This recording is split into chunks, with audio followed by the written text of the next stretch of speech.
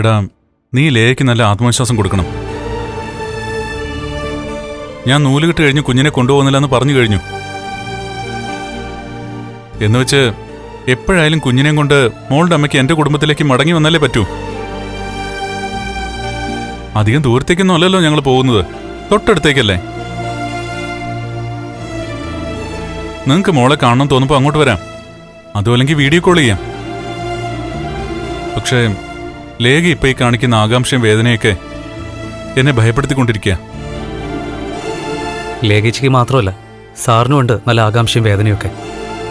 അത് സാരല്ലടാ. ആദ്യമായിട്ട് ഞാൻ ജർമ്മനിലേക്ക് ലേഖം കൊണ്ട് പോകുമ്പോൾ അവളുടെ അച്ഛനമ്മയൊക്കെ ഇതുപോലെ നല്ല കരച്ചിലായിരുന്നു. എന്നുവെച്ചാൽ അവരുടെ ഒറ്റ മോളായിരുന്നല്ലോ. അവിടെ എത്തി ഒരു 6-7 മാസം കഴിഞ്ഞിട്ടാ എല്ലാം ഒന്ന് സെറ്റായത്. അത്രയേ ഉള്ളൂ കാര്യങ്ങള്.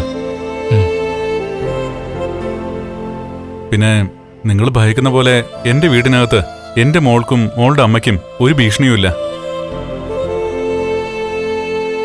മഞ്ജുവും സാഗറും നീയൊക്കെ കരുതുന്ന പോലെ അമ്മ ഇപ്പൊ ഒരു ഭീകരജീവിയല്ല.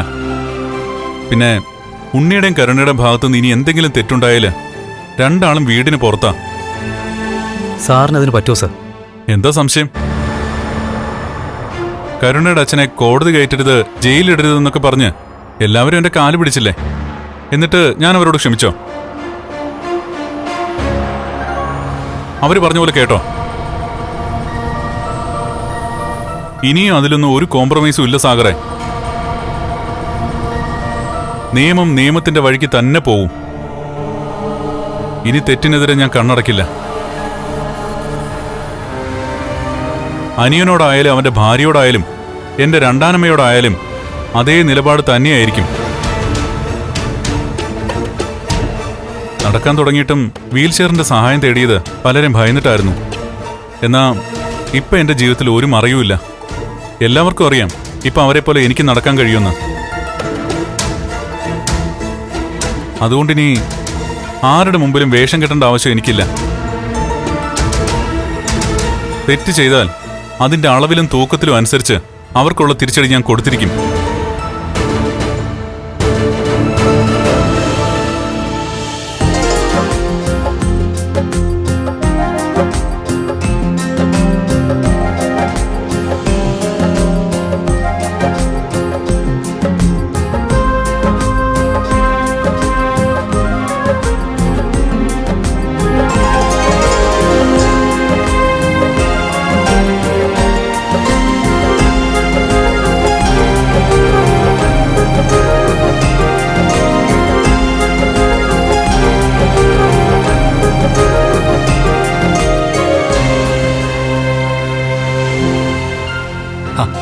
ലേഖ, നൂല് കെട്ടുന്ന സമയത്തെങ്കിലും കുഞ്ഞിന്റെ അമ്മയുടെ കയ്യിലേക്ക് കൊടുക്കടി. കുഞ്ഞിന്റെ അമ്മ തന്നെയാ പിടിച്ചിരിക്കുന്നത്. എന്നാ പിന്നെ നൂല് കെട്ട സമയത്തും നീ തന്നെ കുഞ്ഞിനെ മടിയിൽ വെച്ചോ. അയ്യോ, അത് വേണ്ട, ഞാൻ കൊടുത്തേക്കാം. ഓ ഓ ആ ഓ ഓ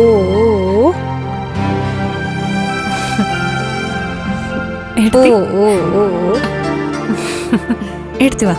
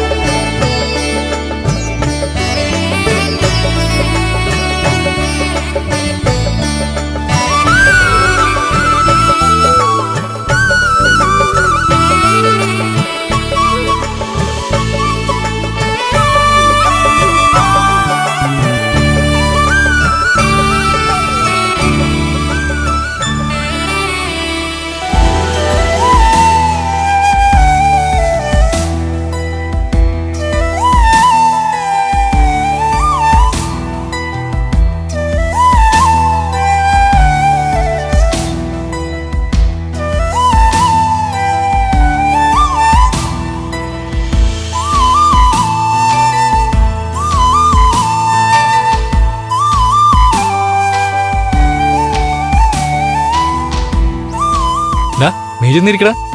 ഇരിക്കും മോനെ, ഇരിക്കും.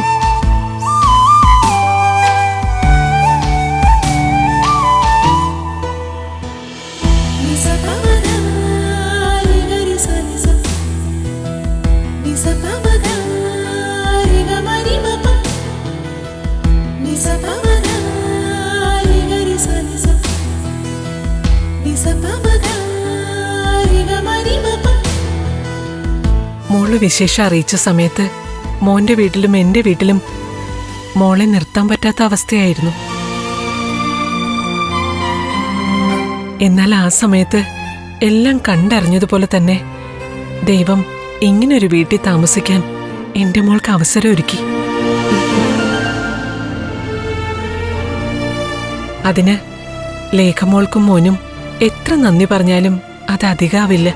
കണ്ണൻ മഹിയെ കല്യാണം കഴിച്ചതിന് ശേഷമുള്ള ഞങ്ങളെ അമ്മയ്ക്കറിയൂ. എന്നാൽ അതിനു മുമ്പും ഞങ്ങൾ ഇങ്ങനെ തന്നെ ആയിരുന്നു അമ്മ. ഞാനും ഇവളും നാട്ടിലെത്തി കഴിഞ്ഞ പിന്നെ കണ്ണൻ എപ്പോഴും ഇവിടെ തന്നെ ആയിരുന്നു. ഞങ്ങളുടെ കുടുംബത്തിലെ ഒരു അംഗം തന്നെയാ ഇവൻ. അപ്പൊ പിന്നെ ഇവന്റെ ഭാര്യയ്ക്കൊരു പ്രതിസന്ധി വരുമ്പോ ഞങ്ങളല്ലേ അമ്മയുടെ മോളെ നോക്കേണ്ടത്. എന്നാൽ ഇത്ര നന്നായിട്ട് ആരും നോക്കില്ല മോനെ, സ്വന്തം കൂടപ്പിറപ്പുകൾ പോലും.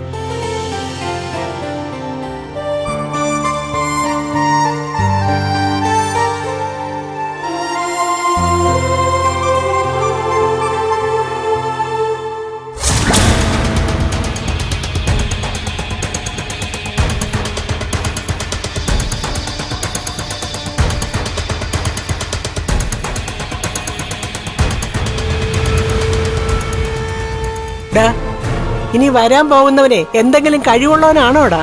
ആ അതേമേ, അവൻ ബുദ്ധി കൊണ്ട് കളിക്കുന്നവനാ.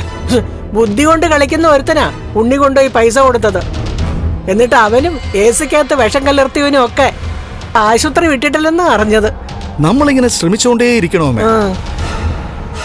ഏതെങ്കിലും ഒരു സമയത്ത് നമ്മൾ ആഗ്രഹിക്കുന്നത് നടക്കും. എടാ പ്രതാപ, ഇനി നിന്റെ ദേഹത്ത് ആരെങ്കിലും കൈവച്ച എന്റെ ഒരേ ഒരു മോന് ഞാൻ തന്നെ അന്ത്യകർമ്മങ്ങൾ ചെയ്യേണ്ടി വരും. അതാണ് എന്റെ പേടി.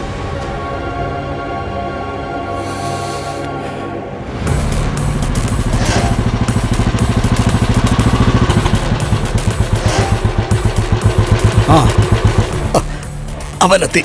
ഓ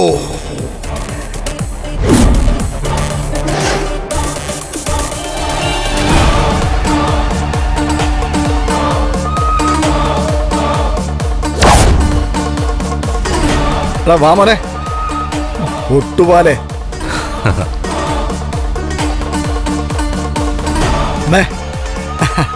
ഇതാ ഞാൻ പറഞ്ഞ ഒട്ടുപാല. എന്തുവാ നിന്റെ പേര്? ദിനേശൻ. ആ മനസ്സിലായി മനസ്സിലായി. അല്ല, നീ എന്താ ചെയ്യാൻ പോന്നെ?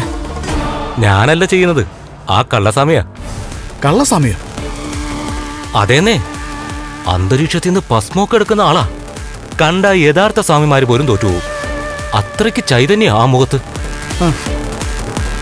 പക്ഷേ ആള് പക്കാ തരികടയാ. നമ്മള് ബുദ്ധി ഉപയോഗിച്ച് കാര്യങ്ങൾ ചെയ്യേണ്ടടുത്ത് ആ സ്വാമിയായാ പറഞ്ഞു വിടുന്നത്. അല്ല, അയാൾ എന്താ ചെയ്യാൻ പോന്നെ? എന്റെ സാറേ, അങ്ങേരെ അന്തരീക്ഷത്തിൽ നിന്ന് എടുക്കുന്ന ആ ഭസ്മം ഉണ്ടല്ലോ, അതാരുടെയെങ്കിലും നെറ്റിയിലിട്ട അവരുടെ കാര്യം പിന്നെ പോക്ക. അത് പിന്നെ ശ്വസിക്കുകയും കൂടെ ചെയ്താ പിന്നെ പറയുകയും വേണ്ട. ഇവിടെ നൂല് കെട്ടി നടക്കാൻ പോകുന്നത് ഒരു കൊച്ചു കുഞ്ഞിനല്ലേ. അതിന്റെ നെറ്റിയിൽ ഭസ്മ ഇട്ട് കൊടുത്തു കഴിഞ്ഞാ സ്വാമി പോയി ഒരു 5 മിനിറ്റിനുള്ളിൽ നിങ്ങൾ ആഗ്രഹിക്കുന്നത് പോലെ കാര്യങ്ങളൊക്കെ നടക്കും.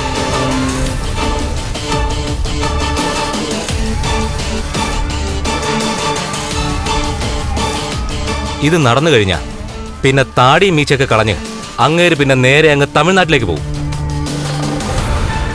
പിന്നെ പിടിക്കപ്പെടാൻ വലിയ പ്രയാസാ. എന്റെ പൊന്നെ, സൂക്ഷിച്ചും കണ്ടുമൊക്കെ വേണേ. ഇതുവരെ ഇവൻ കൊടുത്ത കൊട്ടേഷനുകളെല്ലാം ഇവനെ തിരിഞ്ഞു കൊത്തിയിട്ടേ ഉള്ളൂ. പക്ഷേ ഇത്തവണ കാര്യങ്ങൾ മറിച്ചായിരിക്കുമേ. ഞാനിടയ്ക്ക് വിളിക്കാം, കാര്യങ്ങളൊക്കെ നടന്നു എന്ന് പറയാം. എന്നാ ഇത് വെച്ചോ. ഓ പറഞ്ഞുറപ്പിച്ച തുക ഉണ്ടല്ലോ അല്ലേ? ഉണ്ട്. സംഭവം നടന്നു കഴിഞ്ഞാൽ ബാക്കി ഞാനങ്ങ് തരും. എന്നാ പിന്നെ കാര്യം കഴിഞ്ഞിട്ട് ഞാൻ വിളിക്കാം. ശരി സാറേ.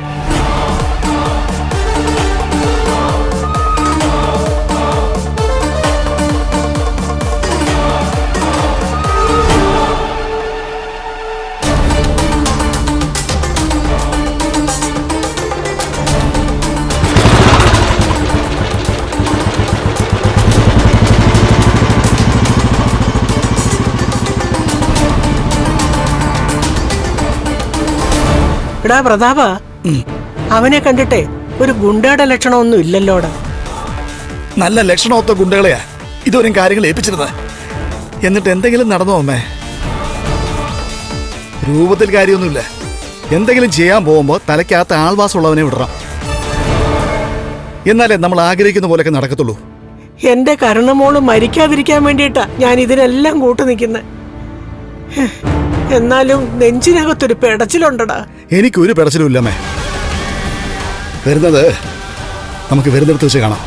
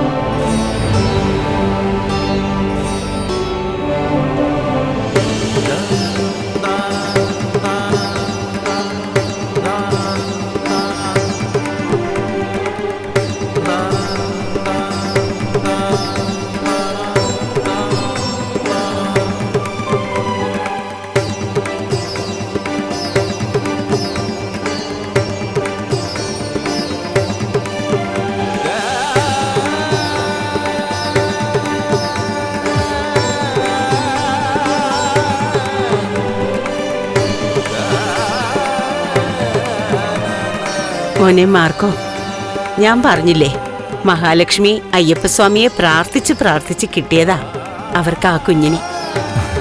അതുകൊണ്ട് പാതി മനുഷ്യനും പാതി ദൈവവുമായിട്ടാ ആ കുഞ്ഞിന്റെ ജനനം. അങ്ങനെയുള്ള കുഞ്ഞായതുകൊണ്ടാ വിഷം ഉള്ളിൽ ചെന്നിട്ടും അമ്മയുടെ വയറ്റിൽ വെച്ച് അതിനൊന്നും സംഭവിക്കാത്തത്. അപ്പോ ആ കുഞ്ഞിന്റെ രക്ഷ അത് തന്നെ ഒരുക്കുമല്ലേ? ശ്രീകൃഷ്ണന്റെ ജനനത്തെപ്പറ്റി നിനക്കറിയില്ലേ മോനെ? കംസൻ ആരെയൊക്കെയാണ് ഭഗവാനെ കൊല്ലാനായി വിട്ടത്? ഏതെല്ലാം വേഷത്തിലാ ആൾക്കാർ വന്നത്? കാറ്റായും മഴയായും ഒക്കെ പാഞ്ഞടുത്തില്ലേ? എന്നിട്ട് ഭഗവാൻ എന്തെങ്കിലും സംഭവിച്ചോ? അതുപോലെയാ ആ കുഞ്ഞിന് ചുറ്റും ഇപ്പോഴും ഉണ്ട് കംസന്മാരുടെ ജന്മങ്ങൾ. പക്ഷെ അവർക്കൊന്നും അറിയില്ല ആ കുഞ്ഞ് ഒരുപാട് സിദ്ധികളുള്ള കുഞ്ഞെന്ന്. അല്ലെങ്കിൽ തന്നെ ഭഗവാൻ ഓരോരോ അത്ഭുതങ്ങൾ കാണിക്കുമ്പോഴും യശോദയ്ക്ക് ഭഗവാൻ മറ്റുള്ള കുഞ്ഞുങ്ങളെ പോലെ തന്നെ ആയിരുന്നല്ലോ. അമ്മയ്ക്ക് ആ കുഞ്ഞിനെ കാണാൻ തോന്നില്ലേ? കാണുന്നുണ്ടല്ലോ എന്റെ മനക്കണ്ണുകൊണ്ട്. മഹാലക്ഷ്മിയുടെ മടിയിൽ വികൃതി കാണിച്ചുകൊണ്ടിരിക്കുന്ന ഒരു കുഞ്ഞു മോളെ. നൂലുകെട്ട സമയായി, നീ വാ.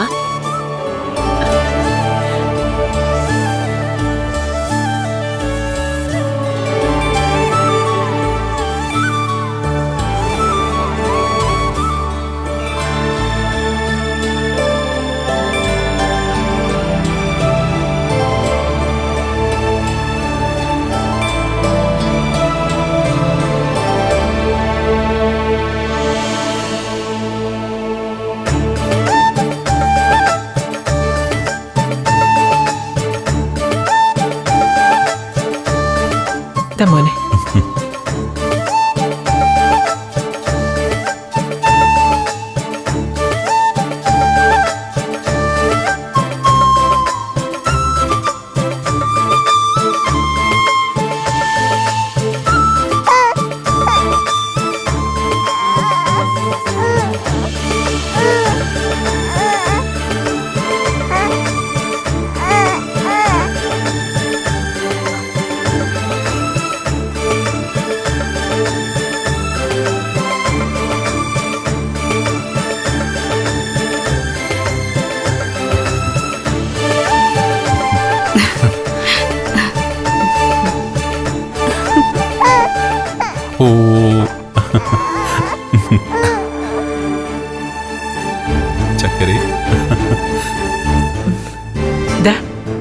ഇത് അച്ഛൻ തന്നെ കുഞ്ഞിന്റെ അരയിൽ കെട്ടിക്കൊടുക്കണം.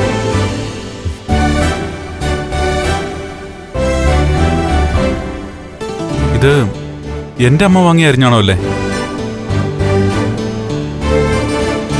മോന്റെ അമ്മ കുഞ്ഞിന്റെ അരയിൽ കെട്ടിക്കൊടുക്കണമെന്നും പറഞ്ഞ് ഒരുപാട് ആഗ്രഹിച്ചു വാങ്ങിയതല്ലേ. അതുകൊണ്ട് ഇതാദ്യം കെട്ട്.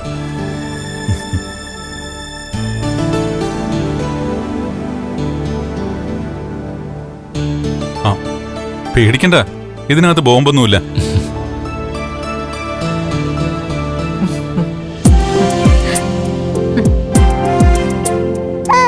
കരയില്ലേ?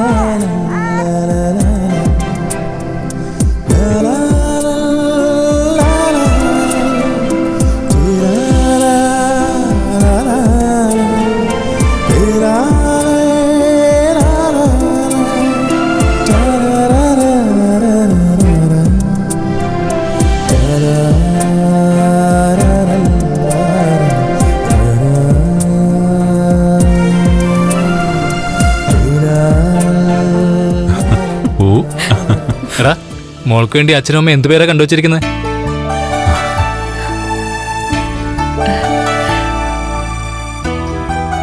ഞാൻ പേരൊന്നും കണ്ടുവച്ചിട്ടില്ല. ഇയാൾ ആ സമയത്ത് പേര് പറയാന്നാ പറഞ്ഞത്. എന്നാ പറഞ്ഞു മഹി. കഴിഞ്ഞ രാത്രി ഞാനൊരു സ്വപ്നം കണ്ടിരുന്നു. ആ സ്വപ്നത്തിലെത്തിയത് ഞാൻ എപ്പോഴും പറയാറുള്ള ആ ദിവ്യശക്തിയുള്ള അമ്മയാ.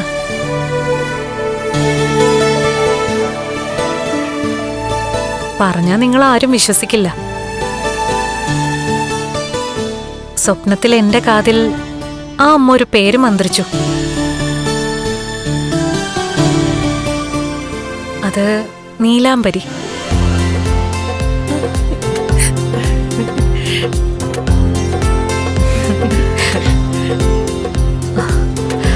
മോളെ നീലാംബരി എന്ന് വിളിച്ചോളൂന്നാ ആ അമ്മേനോട് പറഞ്ഞത്. നീലാംബരി, നീല. അതെ, നീലമോളെന്ന് വിളിക്കാം. നീലാംബരി നല്ല പേരാ. അതെ, നീലാംബരി.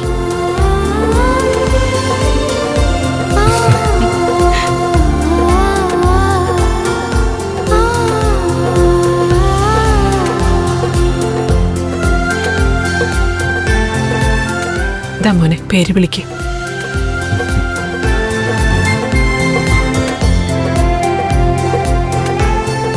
നീലാംബരി.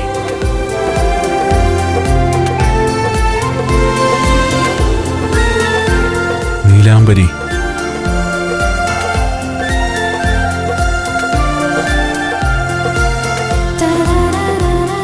നീലാംബരി.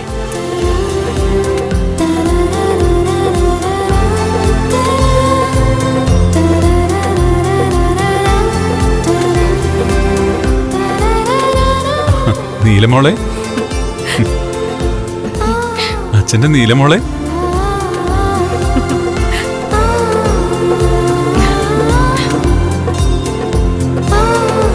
എന്റെ കുഞ്ഞിന് പേരായി.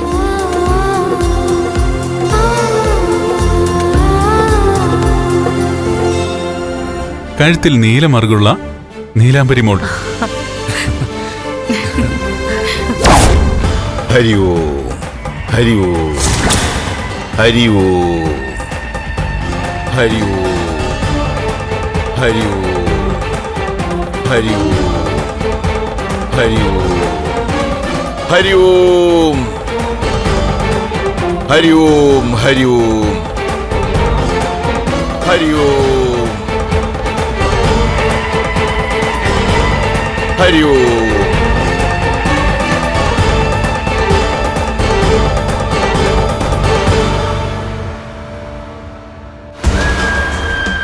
ഹരി ഓം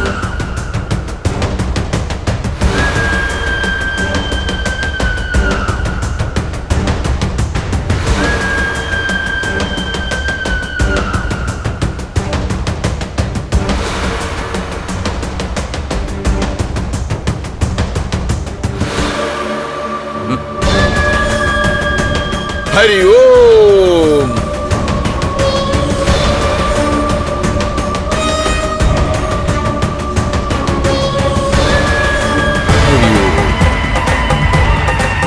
ഹരി ഓം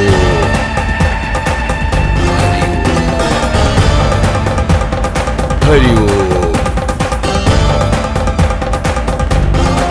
ഹരി ഓം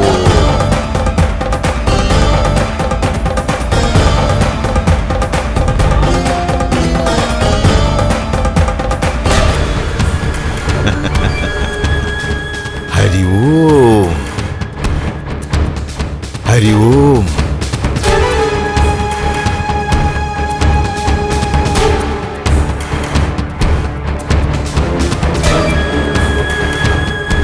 നമസ്കാരം. ഇവിടെ ഇങ്ങനൊരു ചടങ്ങ് നടക്കുന്നു എന്ന് അറിഞ്ഞിട്ട് തന്നെ വന്നതാ. കുഞ്ഞിനെ ഒന്ന് അനുഗ്രഹിക്കാൻ. ആ സിദ്ധയായ അമ്മ പറഞ്ഞു വിട്ടതായിരിക്കും മോളെ. അന്നൊരിക്കൽ ഇതുപോലൊരു സ്വാമി നമ്മുടെ വീട്ടിലും വന്നല്ലോ. ഒരു സമയം അങ്ങോട്ടിരിക്കാം. അല്ല, ഞാൻ ഒരു സ്വാമി. അത് പിന്നെ അല്ല. വരൂ സ്വാമി, വന്നോളൂ.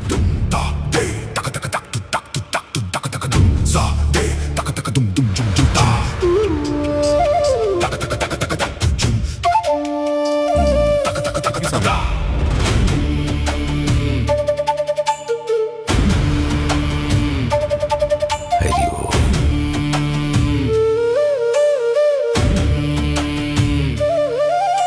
ഓം ഹരി ഓം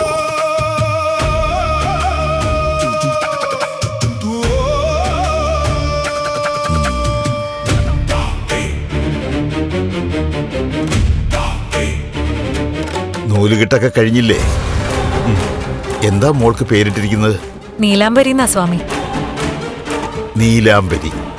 കൊള്ളാം, വളരെ നല്ല പേര്.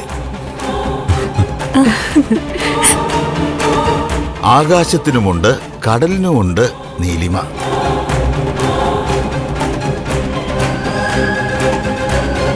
നീലാംബരി എന്ന് പറയുമ്പോ നീല വസ്ത്രം ധരിച്ചവൾ. കുഞ്ഞിന്റെ ഭാഗ്യനിറവും നീല തന്നെ. അതുകൊണ്ട് മോള് കുറച്ച് വളരുമ്പോൾ, മോള് വലിയ വലിയ മത്സരങ്ങളിലൊക്കെ പോകുമ്പോ നീല വസ്ത്രം ധരിച്ചു പോകുന്നത് വളരെ നല്ലതാ. അതുപോലെ തന്നെ മോളെ കൊണ്ട് നീല വസ്ത്രങ്ങൾ ദാനം ചെയ്യിക്കുന്നതും വളരെ നല്ലതാ. കുഞ്ഞിനെ ഐശ്വര്യമായിട്ട് എന്റെ മടിയിലേക്ക് വെച്ച് തന്നോളൂ. ഞാനൊന്ന് അനുഗ്രഹിക്കട്ടെ.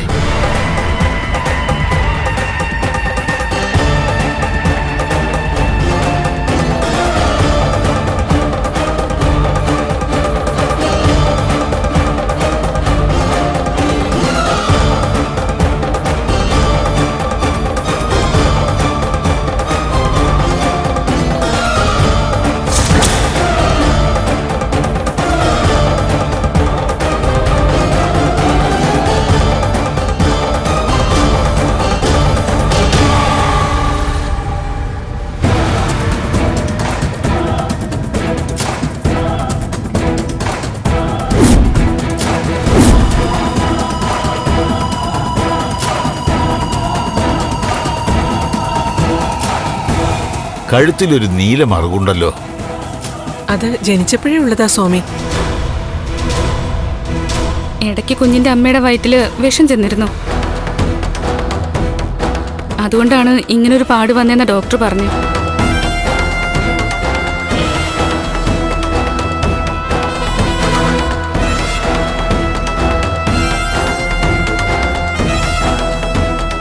അമ്മ വിഷം കഴിച്ചിട്ടും ചാകാത്ത മോള്. പക്ഷേ ഇന്നതിന് നല്ലൊരു മാറ്റമുണ്ടാവും.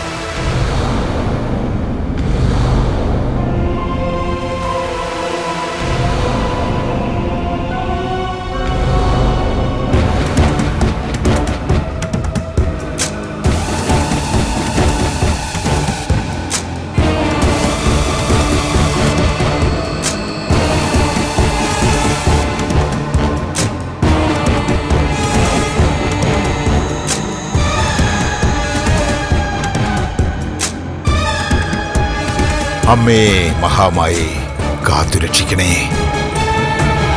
നീലാഞ്ജനം സമാദാസം രവിപുത്രം യമഗജം ഛായാമാർത്താണ്ഡ സംഭൂതം തം നമാമി ശനൈശ്വരം, നമാമി ശനൈശ്വരം.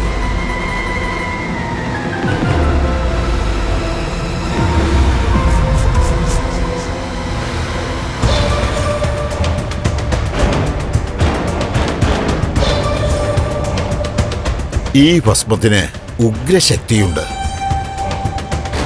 പിന്നെ നീലാംബരി എന്ന പേരുള്ളതുകൊണ്ട് ശിവശക്തി മാത്രമല്ല, അയ്യപ്പന്റെ ചൈതന്യം കൂടിയുണ്ട് മോൾക്ക്. അയ്യപ്പൻ ഞങ്ങളുടെ പരദേവതയാണ് സ്വാമി. അത് പറയേണ്ട കാര്യമില്ല, എനിക്കറിയാമല്ലോ. കുഞ്ഞു കുറച്ചുകൂടി വളരുമ്പോൾ ഇന്ദ്രനീലത്തിന്റെ ഒരു മോതിരം ഉറപ്പായിട്ടും കുഞ്ഞിന്റെ കയ്യിലിട്ട് കൊടുക്കണം. നടുവിരലിൽ തന്നെ. ശരി സ്വാമി. സ്വാമി എവിടുന്നാ വരുന്നേ? എവിടെന്നാണ് വരുന്നതെന്ന് പറയണമെങ്കിൽ സ്വന്തമായിട്ട് ഒരു വാസസ്ഥലം വേണം. ഇരിക്കാൻ സ്ഥിരമായിട്ടൊരു ഇരിപ്പിടം വേണം. ഇതൊന്നുമില്ലാത്തവൻ മരിക്കുമ്പോൾ അടക്കാൻ 6 അടി മണ്ണ് പോലും സ്വന്തമായില്ലാത്തവൻ പിന്നെ എവിടെന്നാ വരുന്നതെന്ന് പറയാൻ കഴിയുക?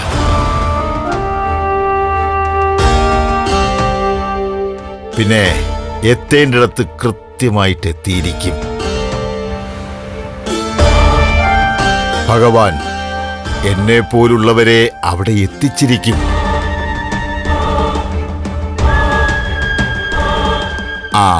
എന്നാ പിന്നെ കുഞ്ഞിനെ അങ്ങോട്ട് പിടിച്ചോളൂ.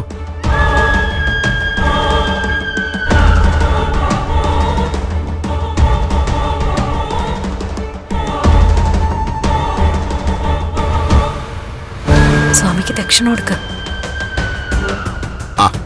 ഒരു വെള്ളി രൂപ മാത്രം മതി എനിക്ക്.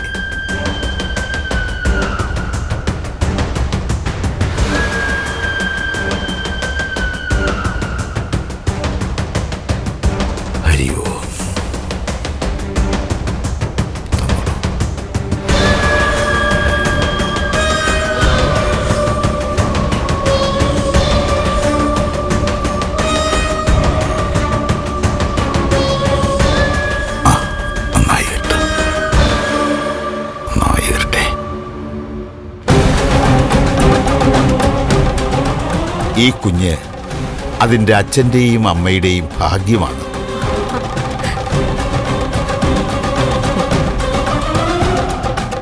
നീലാംബരി മോള് നീലാകാശം പോലെ വളരട്ടെ.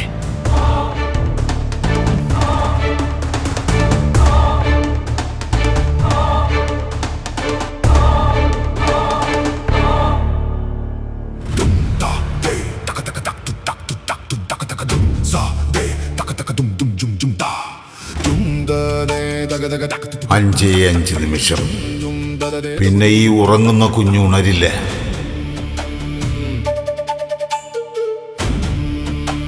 നന്നായി വരും ഈ മോളും മോളെ സ്നേഹിക്കുന്നവരും.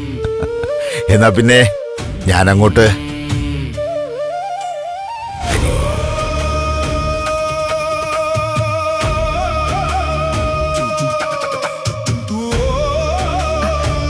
സദ്യയുണ്ട് സ്വാമി.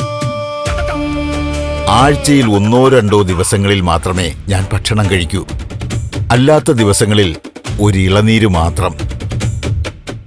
എന്നെ പോലുള്ളവർക്ക് ജീവൻ നിലനിർത്താൻ അത് തന്നെ ധാരാളം. എല്ലാവർക്കും നന്മ വരട്ടെ.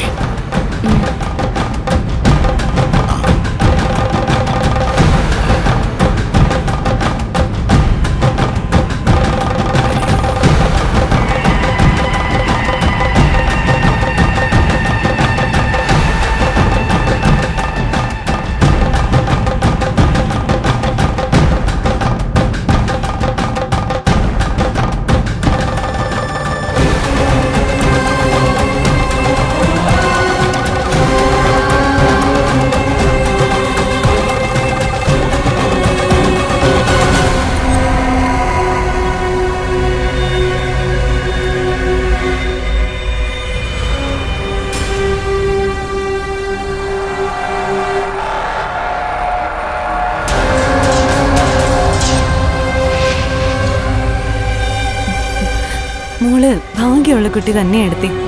അല്ലെങ്കിൽ ഇതുപോലൊരു സ്വാമി ഈ സമയത്ത് ഇങ്ങോട്ട് വരുമായിരുന്നോ? അത് പറയേണ്ട കാര്യമില്ല മഞ്ജു. അമ്മയുടെ ഉള്ളിൽ വിഷം ചെന്നിട്ടും മോളുടെ കഴുത്തിലൊരു മറുകല്ലാതെ മറ്റൊന്നും സംഭവിച്ചില്ലല്ലോ. അതുകൊണ്ട് മോള് മിടുക്കിയായിട്ട് തന്നെ വളരും. അല്ലെങ്കിൽ തന്നെ അയ്യപ്പസ്വാമി അനുഗ്രഹിച്ചു തന്ന മോളല്ലേ. ആ മോളെ പിന്നെ അയ്യപ്പസ്വാമി കാക്കാതിരിക്കോ? നീല,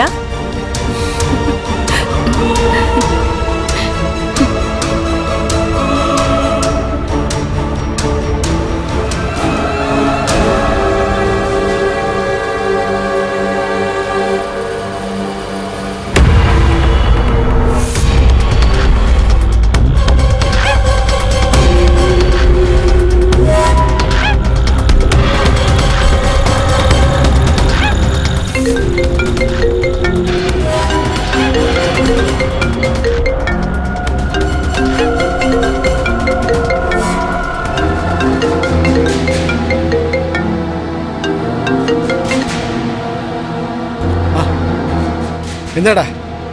സംഗതി കഴിഞ്ഞു സാറേ. ഇനി കുറച്ചു കഴിയുമ്പോ ഒരു കൂട്ടക്കരച്ചിൽ കേൾക്കാം. എടാ ഒട്ടുപോലെ വിശ്വസിക്കടാ. സാറ് വിശ്വസിച്ചിട്ട് ബാക്കി പൈസ തന്നാ മതി. എന്നാ ശരി സാറേ.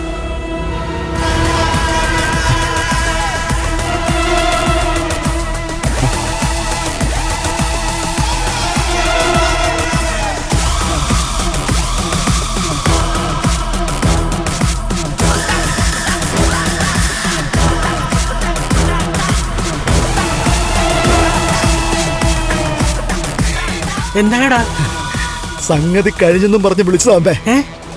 ഉടനെ ഒരു കൂട്ടക്കരച്ചിൽ കേൾക്കാന്ന്. എന്റെ പൊന്നു പ്രതാപ, എനിക്ക് പേടിയാവുന്നു. അമ്മ എന്തിനാ അമ്മയെ പേടിക്കുന്നേ? ഇനി പിടിക്കപ്പെടുകയാണെന്നുണ്ടെങ്കിൽ ഞാൻ കുറ്റമായിട്ടെടുത്തോളാം. ഒരു കുഞ്ഞിനെയും കൂടി കൊന്നതിന്റെ പേരിൽ എന്നെ അങ്ങ് തൂക്കിക്കൊല്ലുകയാണെങ്കിൽ കൊല്ലട്ടമ്മേ. എന്നാലും എന്റെ മോളുടെ മരണം കാണാൻ എനിക്ക് വയ്യ. എടാ, ഇതിനു മുമ്പും എല്ലാം നടന്നു എന്നും പറഞ്ഞ് ഓരോരുത്തന്മാര് നിന്നെ വിളിച്ചിട്ടുണ്ട്. പിന്നീട് നടന്നതെന്താണെന്ന് നിനക്ക് നന്നായിട്ട് അറിയാലോ. എപ്പോഴും അങ്ങനൊന്നും സംഭവിക്കത്തില്ലമ്മേ. അവൻ ആത്മവിശ്വാസത്തോടെയാ വിളിച്ചേ. മഹാലക്ഷ്മിയും കണ്ണനും അതുപോലെ തന്നെ മോഹിനിയൊക്കെ ഭക്തി കൂടുതലുള്ള കൂട്ടത്തിലല്ലേ. അതുകൊണ്ട് ഒരു സ്വാമി വന്ന് കുഞ്ഞിനെ ചോദിച്ചാ അവര് മടിയിലോട്ടങ്ങ് വെച്ചു കൊടുക്കും. അങ്ങനെ മടിയിൽ വെച്ച കുഞ്ഞിന് സ്വാമി ഭസ്മം തൊട്ട് കാണും. പിന്നെ എന്ത് സംഭവിക്കുന്നു പറയണ്ടല്ലോ.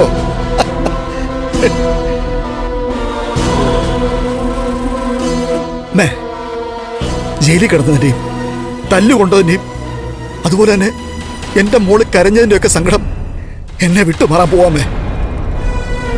അതുപോലെ തന്നെ ഇനി നമ്മുടെ കുഞ്ഞിന്റെ ചിരിച്ച മുഖവും നമ്മൾ കാണാൻ പോവാ.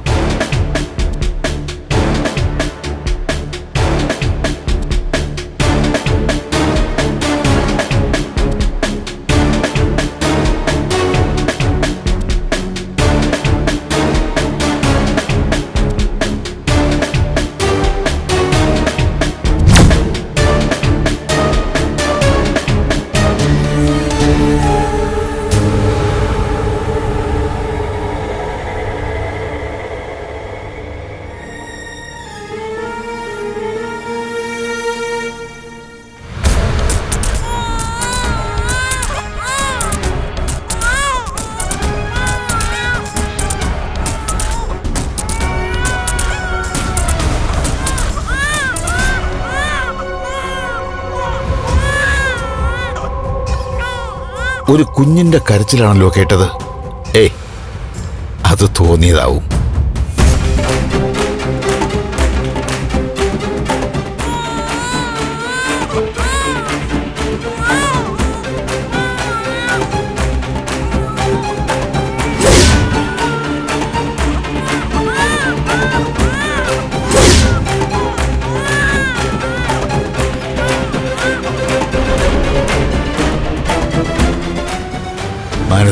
മനസ്സിലായി.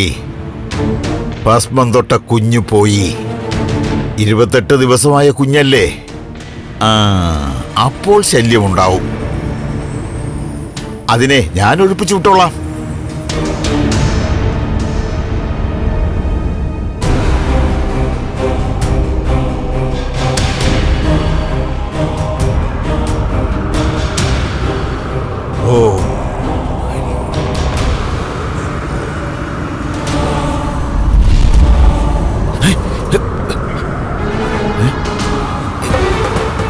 ഇതെന്ത് പരിമായം?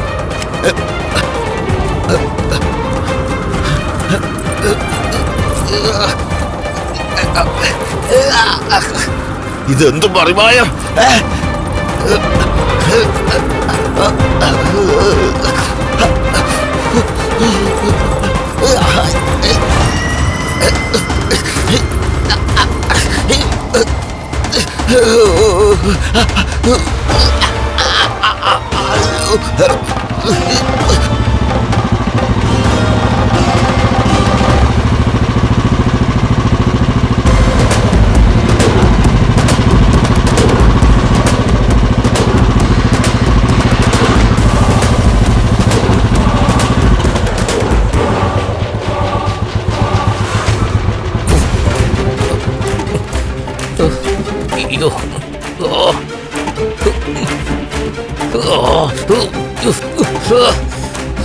ഇതെന്താ പെട്ടെന്നൊരു ചൊറിച്ചില്ല?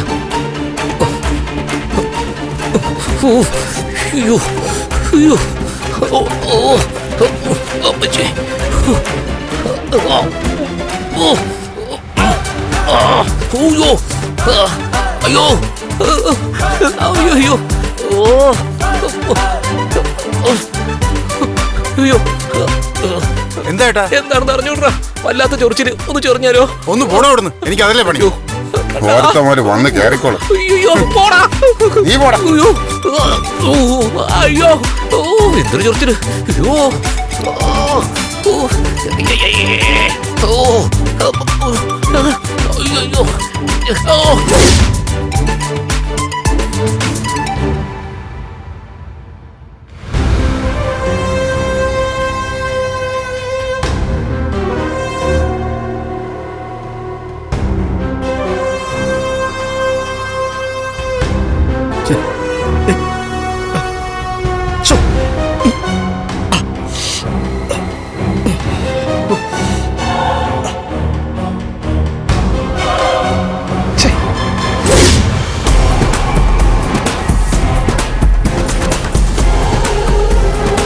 എന്താന്നറിയില്ലമ്മേ, ശരീരം ആസകലം ഒരേ ചൊറിച്ചില്.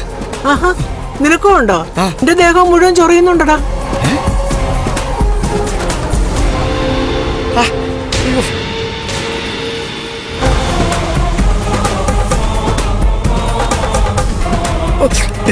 എന്റെ അമ്മോ, എന്തൊരു ചൊറിച്ചിലായത്.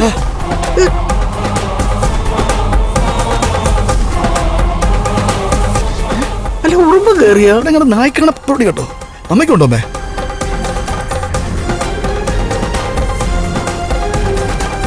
എന്താ അമ്മേ, ഇത് എന്തൊരു ചൊറിച്ചില? ഇനി ഇത് എന്തെങ്കിലും അലർജിയാണോ? അലർജിയോ? അതിന് നമ്മൾ പുട്ടും പഴമല്ലേ കഴിച്ചത്? അത് സ്ഥിരം കഴിക്കുന്നതല്ലേ. ഓ, അപ്പോഴും ഉണ്ടാകാത്ത അലർജി ഇപ്പോഴെങ്ങനെയാ ഉണ്ടായേ? അയ്യോ, എനിക്കറിയത്തില്ല. ഓ, എന്റെ പുറമൊക്കെ കൈ എത്താത്തടുത്ത് ചൊറിയ. അമ്മേ, ഒന്ന് ചൊറിഞ്ഞ അമ്മേ. എന്റെ കയ്യോ ചൊറിഞ്ഞിട്ട് വയ്യ. അപ്പൊ ഞാൻ എന്റെ കൈ ചൊറിയോ അതോ നിന്റെ പുറം ചൊറിയുമോ? ഒന്ന് ചൊറിയടാ. അയ്യോ, വേണമെങ്കിൽ നിന്റെ പുറം പിറ്റേ കൊണ്ടിട്ടോ വരക്കടാ. ഓ, അയ്യോ,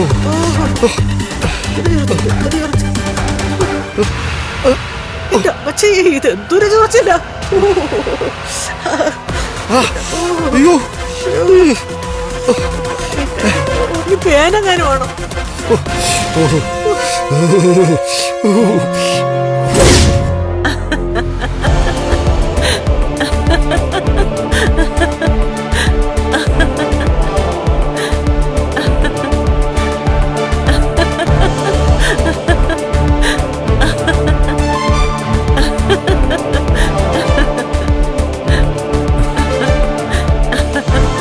അമ്മ എന്തിനാ ഇങ്ങനെ ചിരിക്കുന്നത്?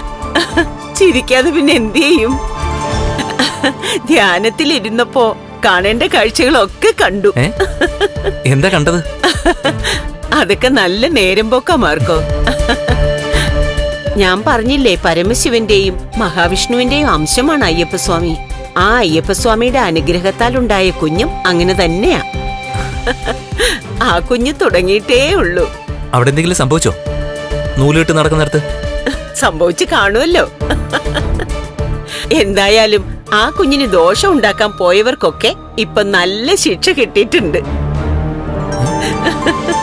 അവരൊക്കെ ഇപ്പൊ ശരീരം മാന്തി പൊളിക്കുക. അമ്മേ, എനിക്കൊന്നും മനസ്സിലാവുന്നില്ല. നീ ഇടയ്ക്ക് പ്രതാവിന്റെ വീട്ടിലേക്ക് പോയാ മതി. അപ്പൊ അവൻ പറയും എന്താ സംഭവിച്ചെന്ന്. പിന്നെ മഹാലക്ഷ്മിയുടെയും കണ്ണന്റെയും കുഞ്ഞിന്റെ പേര് നിനക്ക് അറിയണ്ടേ? ആ കുഞ്ഞിന്റെ കഴുത്ത് ശംഖിന്റെ കഴുത്താണെങ്കിലും അവിടെ ഒരു കരിനീല മറുകുണ്ടല്ലോ. അതുകൊണ്ട് ആ കുഞ്ഞിന് അവരിട്ടിരിക്കുന്ന പേര് നീലാംബരി എന്നാണ്. നീലാംബരി പുതുമയുള്ള പേരല്ലെങ്കിലും നല്ല പേരാ. പുതുമയൊക്കെ മാറും മാർക്കോ. ഇനി എല്ലാവരും പഴമയിലേക്ക് പോകും. പോയേ പറ്റൂ. നമുക്കൊരു പാരമ്പര്യമുണ്ട്, നല്ലൊരു സംസ്കാരവും ഉണ്ട്. അത് അധികം നാള് കൈമോശം വരില്ല. നീലാംബരി മോള് സാധാരണ കുട്ടിയല്ല അല്ലേ? അതുകൊണ്ടല്ലേ ഞാൻ പറഞ്ഞത് പകുതി മനുഷ്യനും പകുതി ദൈവവുമാണ് ആ കുട്ടിയെന്ന്. അതിന്റെ വളർച്ചയില് ആ കുഞ്ഞ് ഒരുപാട് അത്ഭുതങ്ങൾ കാണിക്കും. അമ്മമാര് വ്രതശുദ്ധിയോടെ ദൈവങ്ങളെ പ്രാർത്ഥിച്ചുണർത്തുകയാണെങ്കിൽ അവർക്ക് ജനിക്കുന്ന കുട്ടികൾക്ക് ഒരുപാട് സിദ്ധികൾ ഉണ്ടാകും മാർക്കോ. അവരെ മനുഷ്യർക്കൊന്നും പരാജയപ്പെടുത്താൻ പറ്റില്ല. മഹാലക്ഷ്മിയുടെ കഴിഞ്ഞ ജന്മത്തില് ഒരു കുഞ്ഞിനു വേണ്ടി ഭഗവാനോട് താണ് കേണു പറഞ്ഞിട്ടും ഭഗവാൻ അന്ന് കനിഞ്ഞില്ല.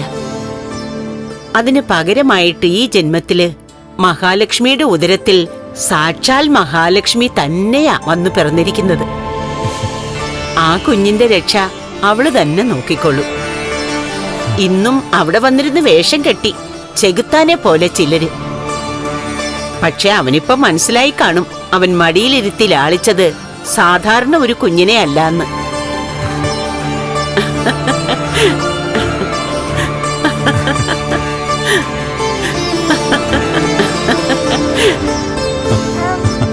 ഓ